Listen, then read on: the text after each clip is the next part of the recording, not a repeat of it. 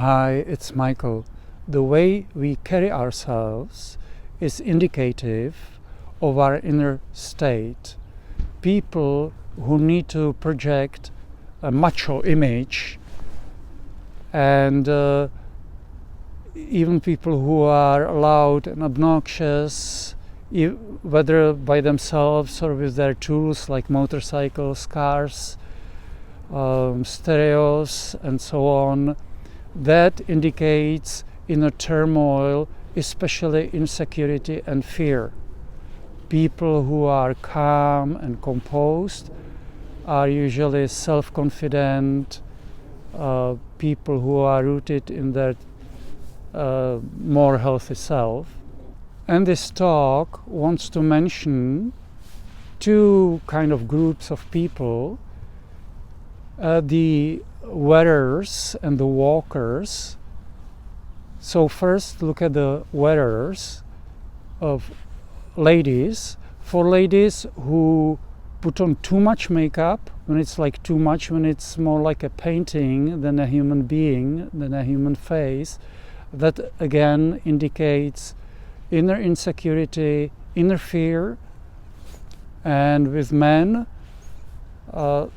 it is usually bodybuilding, the need to have huge muscles and project huge power, huge force, again is a sign of inner insecurity and fearfulness.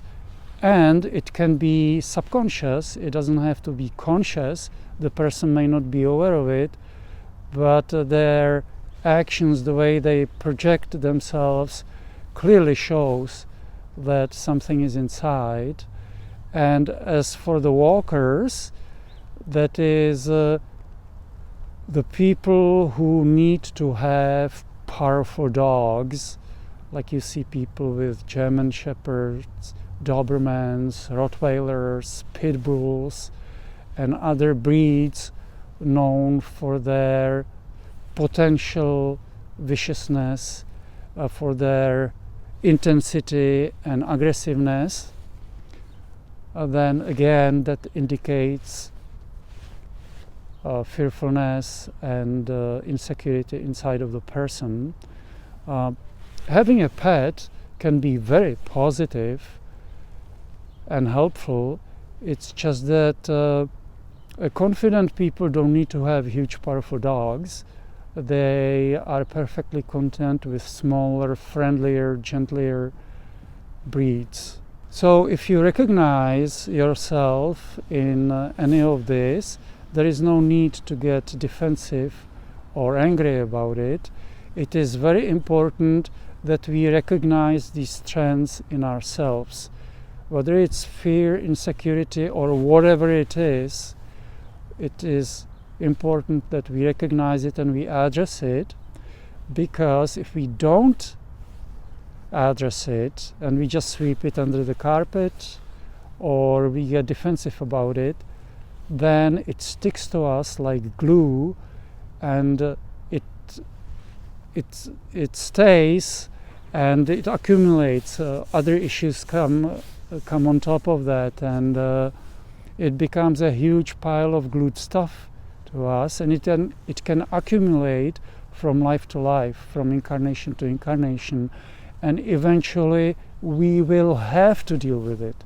And the longer we wait, the more it piles up, the worse it will be, the more unpleasant it will be to deal with it. So let's address it as soon as we can. So what are the steps in addressing it? And roughly, generally speaking, the first one is, of course, to acknowledge that it's happening. Yes, I've been lusting for a Doberman or pumping iron and whatever it may be, or being loud and obnoxious towards others because there is some kind of a turmoil, insecurity, fear, whatever inside of me.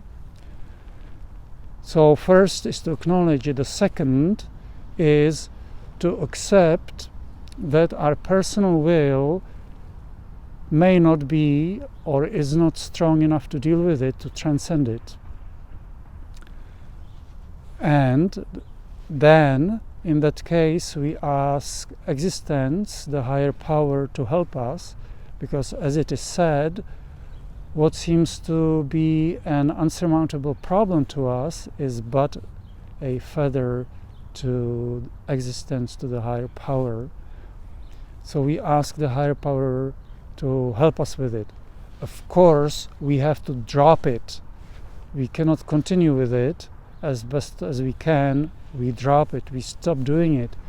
If you feel the urge, the obsession to reach for the lipstick, or the obsession, the urge to start pumping iron, to put in more protein powder or steroids, then drop it, let it go, observe it. Don't try to fight it, don't try to resist it or sweep it under the carpet. Just ignore it and observe it and ask the higher power for help with it. And if we are too much into whatever makeup or fashion or pumping iron, bodybuilding, body-centric activity, if there is an obsession with body-centric activities that is unhealthy, non-integrous, non-congruent, okay, it is not healthy. We are not the body, we are the spirit that uses the body while we are here. But if we get obsessed with the body, then we get attached to it, we get tied to it, and attachment to the body is very destructive, and you are bound to go from life to life, from incarnation to incarnation, endlessly until you wake up from it. All right?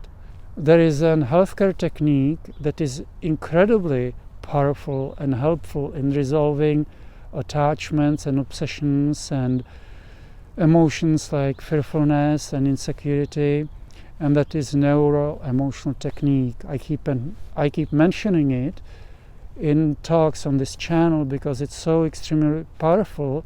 It has been used in this life, and it can accelerate your growth, your maturing incredibly in bounds and leaps if you are dedicated to it. And you can find the practitioners on a website called netmindbody.com, netmindbody.com, and in the upper right hand corner, at least it used to be there is a practitioner finder link. It is practiced by doctors, many of them chiropractors, who are specially trained. Okay, and even if one would have to travel a long distance to get to one, it's very well worth it. It has been in this life, it has been done in this life, long traveling, so it can be done. It's up to you if you are dedicated to your health or not.